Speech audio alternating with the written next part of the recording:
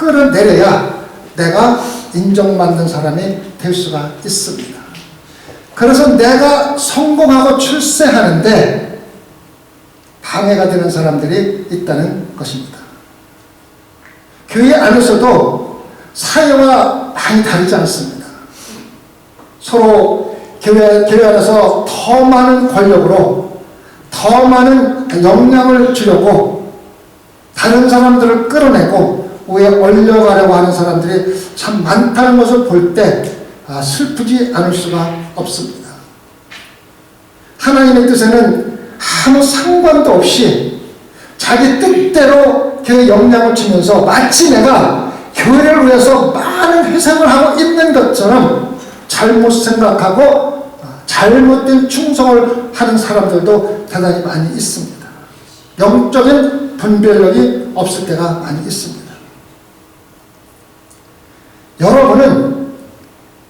여러분이 갈망하고 이루고자 하는 위치에 가는데 방해가 되는 사람들을 어떻게 상대를 합니까?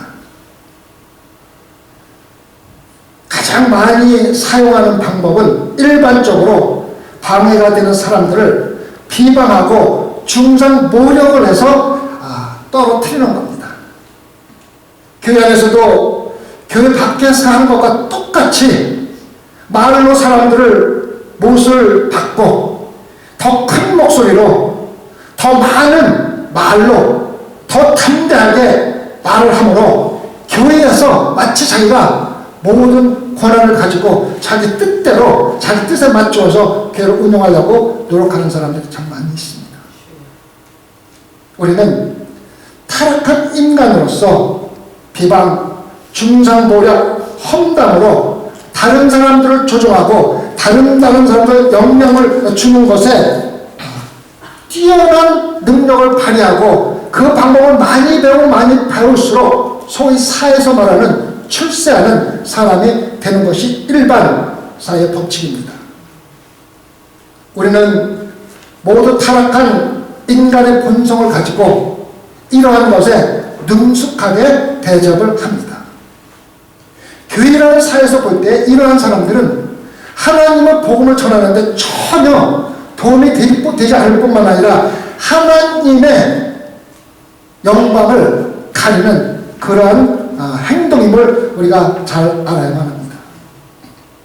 야고보서 4장 11절에서 형제들아 서로 비방하지 말라고 가르치고 있습니다. 비방은 다른 사람들에게 나쁜 영향을 주기 위해서 의도적으로 악하게 비판하고 경멸하는 말을 함으로써 그 사람을 떨어뜨리는 것을 갖다가 비방이라고 합니다. 여기서 야고보가 말하는 것은 세상 사람들에게 하는 말이 아닙니다. 믿는 성도들에게 말하고 있다는 것을 쉽게 알 수가 있습니다. 11절에서 3번이나 형제라는 단어가 나오는 것은 분명히 믿는 예수 그리스도를 따르는 사람들에게 하는 말입니다. 세상이 얼마나 악한지를 말하는 것이 아니라 교회가 얼마나 타락했는지를 말해주고 있는 극단적인 예입니다. 비방하지 말라는 것은 교회에서 성도들이 이미 비방을 하고 있다는 뜻입니다. 비방하고 있는 것을 멈추라는 것입니다. 지금 교회에서 많이 생기고 있는 문제가 예수 그리스도가 돌아가시고 나서 승천을 하시고 나서 세워진 첫 번째 초대교회에서도 이미 있었다는 것입니다. 이것이 인간의 본성입니다. 어떤 교회를 방문하고 정도의 차이는 있다 하더라도 우리는 모두 서로 비방하고 있는 문제를 가지고 있다는 것을 인정하고 하나님의 말씀을 들어야 우리가 회개할 기회를 찾을 수가 있는 것입니다. 아멘. 비방하지 말라는 것은 다른 사람들에게 피해를 주지 말라는 것입니다. 비방을 생기는 이유가 뭡니까? 비방을 생기는 이유 가운데 가장 큰 이유는 그리스도인들이 자기가 전하는 말이 사실이라면 어떤 사람에게 그 말을 전하고 비난을 해도 괜찮다고 믿는 것이 문제입니다. 사실을 이야기하는데 사실이라면 나쁜 말을 해도 비방이 아니라고 믿는 것이 바로 문제의 원인입니다. 사실이라면 다른 사람들이 알 필요가 있다고 믿는 것입니다. 사실이라면 심지어는 다른 사람에게 이 정보를 전하는 것이 내 사명인 것처럼 열심히 전하는 사람들이 참 많이 있습니다. 그 사람의 평판이나 성품에 어떠한 명령을 주는지 상관없이 사실이라면 다른 사람들에게 전해도 전하는 나는 아무런 잘못이 없다고 믿는 것이 문제이며 이것은 대단히 잘못된 것입니다. 야고보가 말하는 것은 전하는 정보가 사실이 아닌지 관계없이 비방하고 전하는 그 자체가 문제가 된다는 것입니다. 야고보가 오늘 말씀에서 정보가 거짓이면 비방하지 말고 정보가 사실이면 다른 사람에게 나누어줘도 좋다고 말한 적이 없습니다. 실제로 교회에서 주고받는 정보는 대부분이 사실들입니다. 그러나 야고보는 사실인지 거짓에 관계없이 다른 사람에 대한 나쁜 것이나 잘못된 것을 남에게 전하는 것은 비방이며 중단해야 된다고 우리에게 가르치고 있습니다.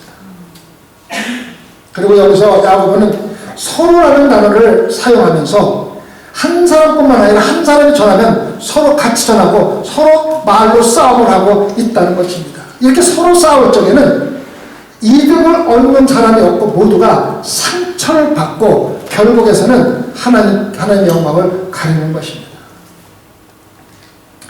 캐나다 북부 지방에 살고 있었던 고슴도치에 대한 얘기를 이번에 읽은 적이 있습니다. 캐나다는 춥기로 유명하지 않습니까? 그래서 추운 겨울이 되면은 이렇게 서로 모여야 따뜻합니다. 그렇지 않습니까? 그래서 고슴도치들이 아주 날씨가 추우면 서로 모여서 몸을 따뜻하게 하려고 노력을 합니다. 근데 문제가 뭐냐면은 모이면 모일수록 같이 가면 갈수록 서로 찌르는 겁니다. 고슴도치의 털이 날카롭기 때문에 가까이 가면 갈수록 서로 찌르고 서로 떨어져야 하는 원인이 되었던 것입니다. 그래서 서로 떨어져 있다가도 엄청나게 추울 때는 어쩔 수가 없어서 같이 모일 수밖에 없고 같이 모이게 되면은 또 서로 찌르고 떠나고 모였다 떨어지는 것을 겨울 내내 하는 행동이 계속된다고 합니다. 서로 필요함에도 불구하고 계속해서 상처를 주기 때문에 함께 할 수 없다는 것입니다. 성도 여러분, 이러한 고슴도치의 행동이 교회 안에서 일어날 때는 위험하고 서로 실망하고 분열의 원인이 되는 것입니다. 서로 필요해서 교회에 모이지만 서로 모이면 상처를 주는 말을 하는 것입니다.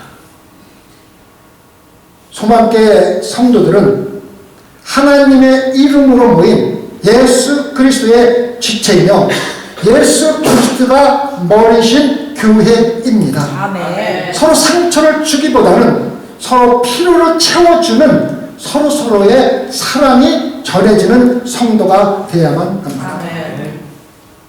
야고보는 이 문제를 더욱 분명히 이야기하고 있습니다. 11절에서 형제를 비방하는 자나 형제를 비방하는 자나 형제를 판단하는 자는 같은 것이라고 말합니다. 비방하는 거나 판단하는 것은 동시에 일어나는 것이며 분리할 수가 없다는 것입니다.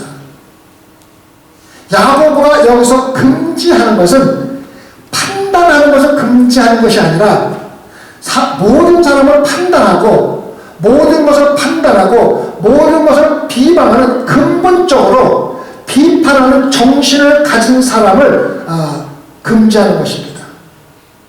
현명한 판단을 하는 것은 그리스도인에게 굉장히 필요한 것입니다. 그러나 무조건 판단하는 판단주의 정신은 잘못되었다고 이야기를 하고 있는 것입니다. 문제는 판단을 하지 않는 것이 아니라 어떻게, 왜 우리가 판단을 해야 되며 그 판단의 결과가 남에게 해를 주느냐 아니면 하나님께 영광이 되느냐를 분명히 알고 판단을 해야 된다는 것입니다. 중상과 험담, 말을 사용하여 다른 사람들에게 상처를 주거나 내 자신을 세우기 위해서 말로 공격하는 모든 것을 멈추십시오. 교회에 영향을 주는 사람이 되기 위해서 다른 사람을 공격하기 위해서 낮추고 그 위에 올려쓰려고 하는 모든 행동을 멈추라는 것입니다. 이렇게 하는 것은 여러분들이 비판적으로 생각하는 것이 아니라 비판하는 정신을 가진 비판적인 사람이라는 것입니다. 여러분이 분별력이 있는 판단을 하는 것이 아니라 단순히 남을 비방하기 위해서 비방하는 이유를 찾기 위해서 판단하는 것입니다.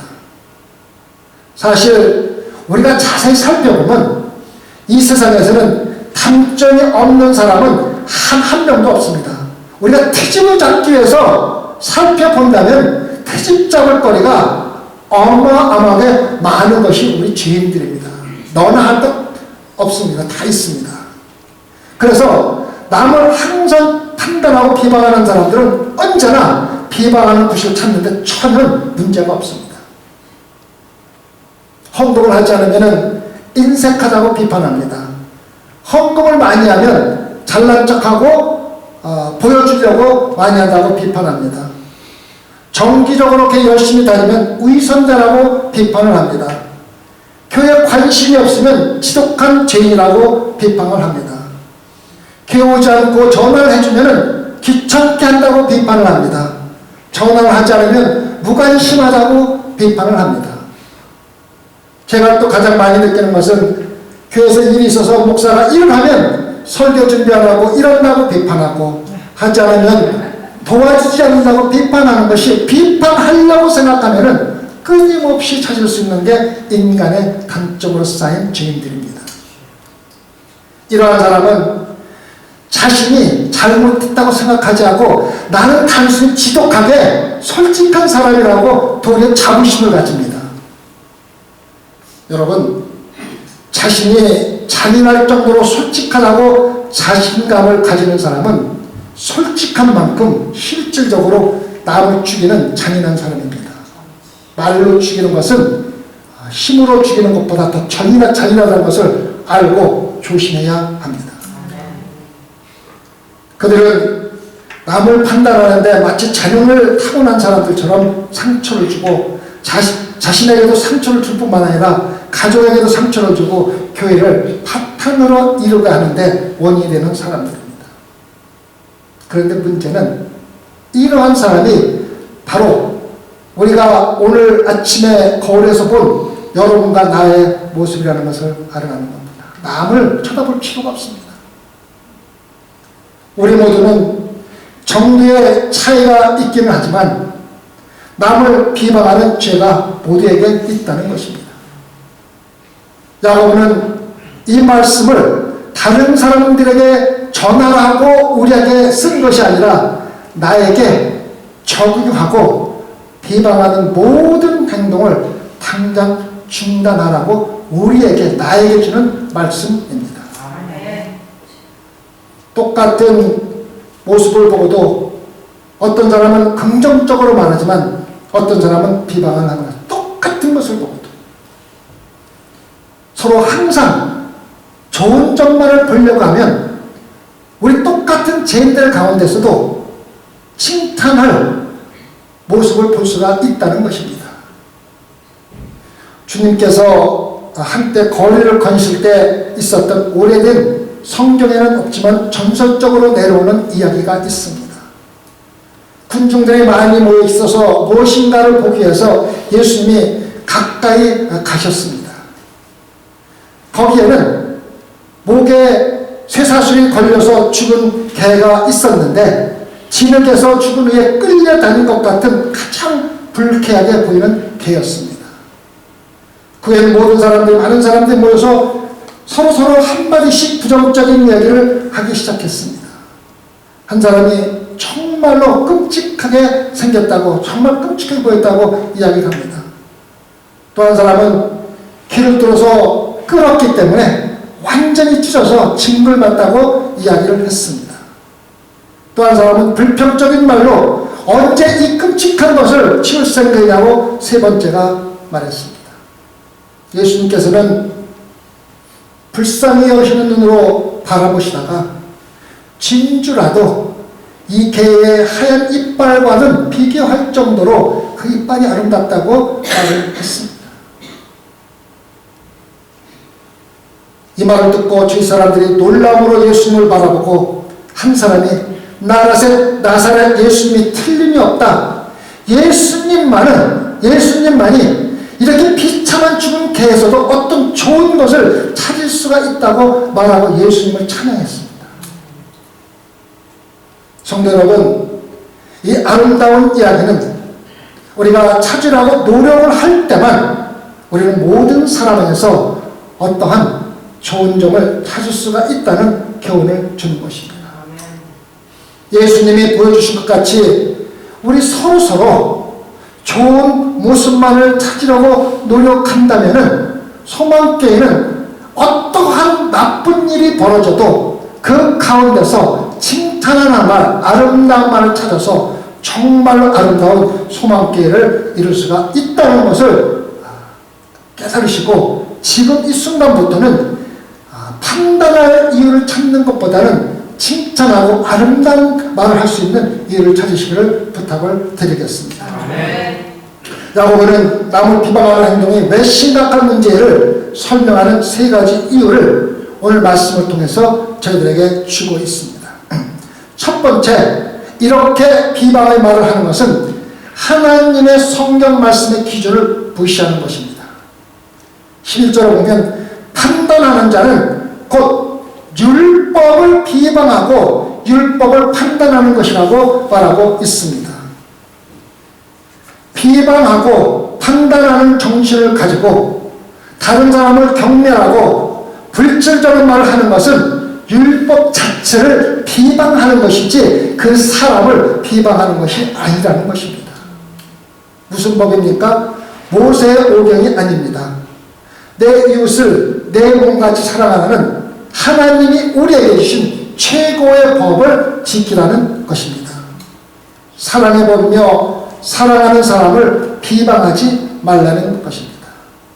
저는 사랑하는 사람의 명성을 떨어뜨리려고 노력하는 사람을 본 적이 없습니다. 자기가 관심을 가지고 사랑하는 사람을 비방한 적이 없습니다. 그들을 위해서 기도해주고 조언해주고 또 잘못된 거 있다면 함께 고쳐주고 회복을 할 수 있도록 도와주는 것이 사랑이지 비판할 건수를 찾는 것은 사랑이 아니라는 것입니다. 잘못이 있을 때 교회에서 교훈을 주는 것도 사랑입니다. 교회의 교훈은 잘못한 사람에게 도전하고 책망하고 경고하기 위해서 생긴 것이며 그러한 결과를 통해서 훈육을 받은 사람이 자기의 잘못을 깨닫고 무엇을 잘못했는지를 회개하고 그리스도와 그리고 그리스도의 지체이신 교회 모든 성도들과 화목하게 다시 회복하는 것을 도와주는 것이 참된 사랑입니다. 사랑이 없다는 것은 사람들이 잘못을 알고 있으면서도 반드시 잘못하는 눈에 보이는데도 어떠한 경고도 없이 그냥 잘못된 길로 가도록 내버려 두는 것은 사랑이 아닙니다. 무관심입니다. 그는 3살 나이가 집 앞에 있는 길거리에서 방 안에 놀고 있다고 가정을 해보시면은 여러분은 그 아이가 길에서 놀도록 내버려 두겠습니까? 그 아이가 방황을 하도록 내버려 두는 것은 사랑이 아니라 무관심입니다. 죽든 살든 관심이 없는 것입니다. 그 아이에게 가르쳐서 아이야 길에서 노는 것은 잘못됐단다. 집에 들어가라. 운다 하더라도 그 아이에게 잘 사랑하는 방법을 가르쳐 주는 것이 바로 사랑입니다. 사랑하지 않는 사람은 상관하지 않는 사람입니다. 도리어 잘못된 방향으로 가는 사람을 보고 그 단점을 찾아서 다른 사람에게 저 사람이 잘못된 대로 가고 있다는 것을 전하면서 쾌감과 즐거움을 느끼는 사람들이 비방하는 사람들입니다. 에스겔이라는 사람은 교회에서 소문을 먼저 내기로 대단히 유명한 사람이었습니다. 하루는 이 여인이 토요일 마을의 한 지역을 운전하고 지나가다가 자기 교인의 남자 교인이 차가 한 술집 앞에 서 있는 것을 보았습니다. 토요일날 저녁이 되기 전에 작은 교회 다니는 모든 사람들이 이 여인으로부터 전화를 받고 프랭크라는 사람이 술 중독자라는 말을 전했습니다. 다음날 물론 프랭크라는 사람이 술로 인하여 어려움을 겪은 적은 있지만 지금은 문제가 없는데 차가 술집 앞에 서 있다는 이유 하나로 이 사람이 또다시 술 중독자가 되었다고 온 교인에게 전화를 한 겁니다. 토요일이 지나고 일요일날 아침 교회에 갔는데 모든 사람들이 프랭크라는 사람을 이야기 수근수근 하고 있는 겁니다. 프랭크는 에스겔이라는 사람이 전한 모든 소식에 대해서 아무 얘기도 안 하고 못 들은 척하고 하루를 지냈습니다. 전혀 반응을 하지 않았습니다. 그리고 그날 밤 늦게 친구에게 차를 타고 나를 따라오라고 해서 이 여자의 집 앞에 그 남자친구의 차를 파킹시켜놓고 떠났습니다. 밤새도록 그 차가 그 여자 집 앞에 세워져 있었습니다. 똑같은 원리를 적용한다면 이 여자는 그 차 주인은 남자와 간음을 했다고 소문을 내야 마땅합니다. 여러분, 에스겔이라는 사람이 프랭크라는 사람이 알코올 중독자로 전할 때 빼놓지 않고 한 얘기가 단 한 가지가 있습니다. 우리가 그를 위해서 기도해 줘야 된다고 이야기를 합니다. 마치 자기가 프랭크라는 사람을 위해서 기도를 해줘야 된다고 얘기한 것처럼. 우리가 한 가지 깨달아야 될 것이 있습니다. 여러분들이 비방하고 다니는 사람을 위해서 진심으로 기도하는 사람들은 많지가 않습니다. 여러분이 진심으로 기도를 하는 사람들에 대해서는 비방을 하고 다니지 않는다는 것입니다. 다른 사람을 비방하는 것을 멈추지 않으면 여러분은 하나님의 최고의 법인 사랑의 법을 무시하면서 신앙생활을 하고 있다는 것을 깨달으라는 것입니다. 두 번째는 하나님의 법을 공경하지 않는 것입니다. 11절을 다시 보면 형제를 비방하는 자나 형제를 판단하는 자는 곧 율법을 비방하고 율법을 판단하는 것이라. 내가 만일 율법을 판단하면 율법의 준행자가 아니여 재판관이로다. 비판적으로 판단하는 사람은 사랑의 법을 어길 뿐만 아니라 동시에 많은 법 가운데 어떤 법은 지켜야 하고 어떤 법은 지키지 않아도 되는지를 스스로 결정을 하는 것입니다. 그리고 자기가 율법 위에 서서 신앙생활 하는 것입니다. 상점에서 물건을 훔치는 사람을 보면 훔치는 것은 하나님의 법을 어기는 거라고 판단해서 정죄를 하고 비방을 하면서 자기는 세금을 포탈하는 것은 쉽게 범하는 것입니다. 이런 사람은 스스로 자기가 훔치는 법은 지켜야 되고 탈세하는 법은 지키지 않아도 된다는 법을 스스로 결정해서 어떤 것은 지켜야 되는지 어떤 것은 지키지 않아도 되는지 판단해서 법을 전혀 공경하지 않고 내 뜻에 따라서 판단해서 법을 결정한다는 것입니다. 다시 말하면 우리는 법을 지키는 준행자가 되어야 되는데 법을 판단하는 재판관이 되어가고 있다는 것입니다. 우리도 똑같은 실수를 할 수가 있습니다. 여러분들 중에 많은 분들이 예수 그리스도의 명령 가운데 어떠한 명령은 대단히 열정적으로 지키면서도 근본적인 하나님의 사랑의 법은 완전히 무시를 하고 서로 비방을 하면서 마치 자기가 훌륭한 신앙인인 것처럼 신앙생활을 한다는 것입니다. 이렇게 할 때 우리가 스스로 재판관이 되어 법 위에서 하나님의 법에 대적하는 행동을 나도 모르게 하면서 신앙생활을 하는 것입니다. 세 번째, 우리가 하나님의 최고의 법 권위를 배신하는 것입니다. 다시 말하면 하나님의 역할을 우리가 하는 것입니다. 12절에 입법자와 재판관은 오직 한 분이시니 능히 구원하기도 하시며 멸하기도 하시느니라. 너는 누구이기에 이웃을 판단하느냐. 야고보가 대단히 솔직하게 여러분이 도대체 뭐라고 생각을 하고 있기 때문에 법을 판단하느냐, 네가 내 역할을 지금 하고 있느냐, 하나님 역할을 하려고 하느냐고 묻고 있는 것입니다. 여러분이 하나님의 역할을 나도 모르게 하고 있지 않느냐고 야고보가 우리 개인에게 일일이 물어보고 있습니다. 오직 한 분만이 구원을 할 수가 있고 멸할 수가 있는 권한을 가진 분입니다. 그분이 바로 우리의 주인이시며 나를 위해서 십자가에 돌아가신 예수 그리스도 뿐입니다.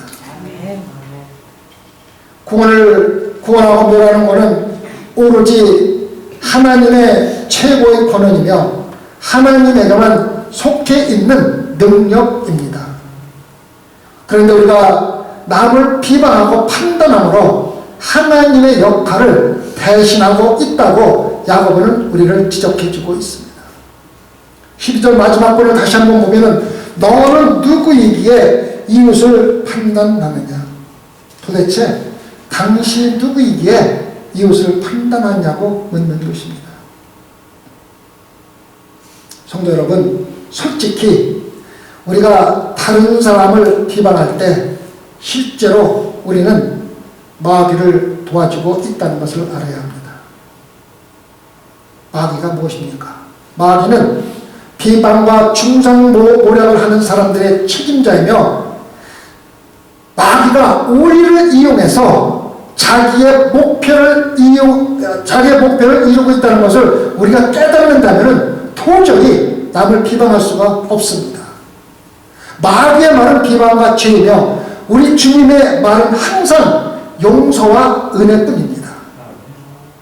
우리 가운데 하나님의 역할을 하는 자들은 또한 하나님의 역할을 하려고 하는 자는 실제로 마귀의 역할을 하고 있다는 것을 깨달으시기 바랍니다. 중상모략이나 비방을 하는 것은 하나님의 되기를 원했던 타락한 천사를 따라하는 것입니다. 타락한 천사는 하나님을 제치고 자기가 최고의 자리에 오르기 위해서 하나님을 비방하고 오략 중상하며 다닌 사람이 바로 타락한 천사입니다. 여러분이 진심으로 하나님의 역할을 하기를 원한다면 실질적으로 하나님같이 행동을 해야 합니다. 어떻게? 할 수 있을 때마다 남에게 은혜를 베풀고 사랑을 베풀 때 여러분은 하나님의 역할을 하는 것이지 비방, 중상모략으로는 마귀의 역할을 하는 것을 분명히 깨닫시기 바랍니다. 마지막으로 제가 여러분들에게 도전을 하고 싶습니다. 우리 사순절을 통해서 한번 해보시기 바랍니다. 저도 여러분과 함께 동참을 하겠습니다.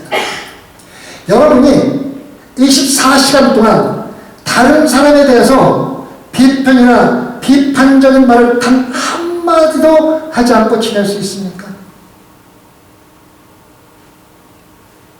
단 한마디도 다른 사람에 대하여 불평, 불만이나 불친절이나 모욕적이거나 허묘스러운 말을 하지 않고 지낼 수가 있느냐고 제가 묻고 있습니다.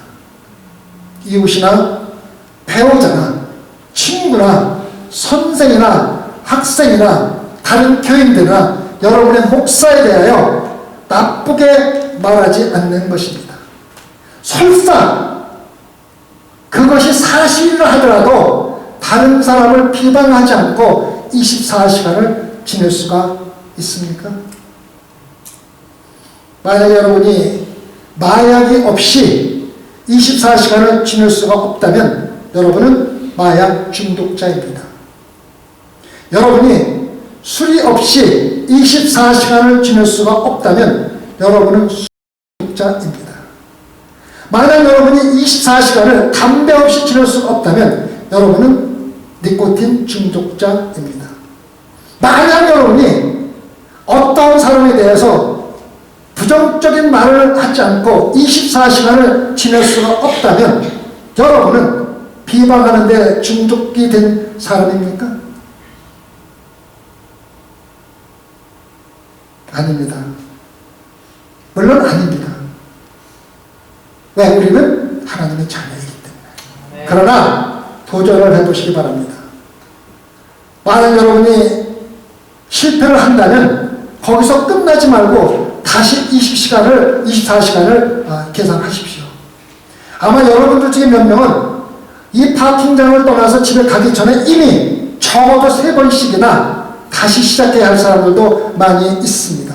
그때마다 솔직히 고백하고 회개하고 다시 시작을 해보시기 바랍니다. 대단히 큰 도전입니다. 여러분이 쉽게 생각하지만 정말로 큰 도전입니다. 왜 그런지 아십니까?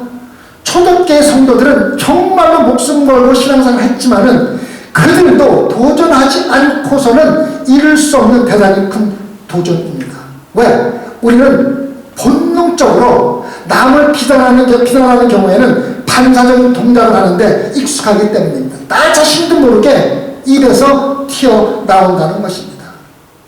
만약에 우리가 24시간을 성공적으로 끝낸다면, 반복해서 24시간을 한다면 우리는 남을 비방하지 않고 살아가는데 정말 익숙해질 수가 있다는 것을 기억하시고 오늘부터 24시간을 도전해 보시기 바랍니다. 만약에 성공하신 분이 있으면 저에게 말씀해 주십시오. 엄청난 상급을 드리겠습니다. 기도하십시다. 주님, 우리는 24시간도 남을 비방하지 않고는 견딜 수 없는 죄의 근성을 가지고 살아가고 있습니다. 하나님께서 함께해 주시지 아니하고 성령님께서 우리를 인도하시지 않는다면 단 20시간도 비방이나 불평불만이나 남에게 불쾌한 이야기를 하지 않고는 견딜 수 없는 죄인들입니다. 주님 용서해 주시옵고 우리가 이 시간부터 24시간을 불평불만 없이 살아갈 때 주님 함께해 주셔서 모든 소망교회 성도들이 다 이룰 수 있게 허락해 주시옵소서. 그래서 소망교회는 정말 불평불만 없이 아무런 죄를 보더라도 아름다움을 찬양할 수 있는 진주보다 귀한 하얀 이를 찬양할 수 있는 소망교회 성도들로 삼아 주시옵소서. 감사하며 예수님 받들어 기도드렸사옵나이다.